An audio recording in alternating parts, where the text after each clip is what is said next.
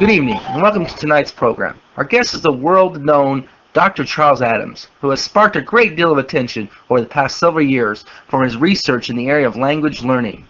His new book, Learning a Language Over Eggs and Toast, has been on the bestseller list for the past 6 weeks. Welcome to our program. Hi, it's a pleasure to be here. Now, Dr. Adams, tell us about the title of your book, Learning a Language Over Eggs and Toast. Well, one of the most important keys to learning another language is to establish a regular study program, like planning a few minutes every morning around breakfast time. Now, sorry for saying this, but your ideas may sound a little simplistic to our viewers.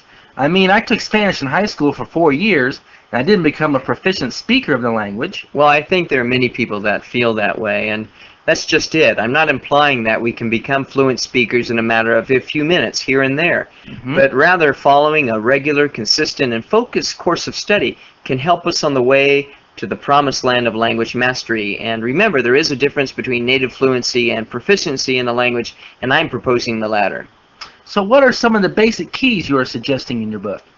Well, as I just mentioned, people need to plan out their study by setting realistic and attainable goals from the beginning. Okay. I mean, some people get caught up in the craze of learning a language in 30 days only to become disenchanted when they don't perform up to their expectations.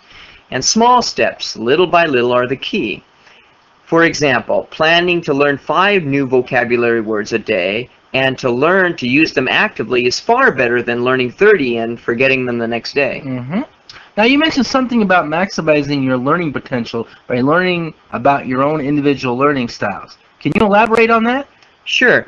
People often have different ways of learning and approach learning tasks differently. Some people are visual learners who prefer to see models of the patterns they're expected to learn.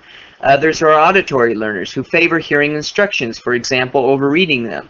Now, our preferences are determined by many factors, for example, personality, culture, and past experience. Well, Dr. Adams, what is your learning style? Well, I'm a very tactile learner. You mean one who learns through hands-on experience? Exactly. So how does knowing your learning style benefit you? Well, this might seem a little unusual, but moving around while trying to learn and memorize material helps me a great deal. While I'm cutting up tomatoes and onions for my omelet in the morning, I might recite aloud vocabulary to the rhythm of the knife. Okay. But it's important to remember that often our learning styles are not singular in nature, but are often very multidimensional, and we tend to learn differently in different situations. So what is my learning style?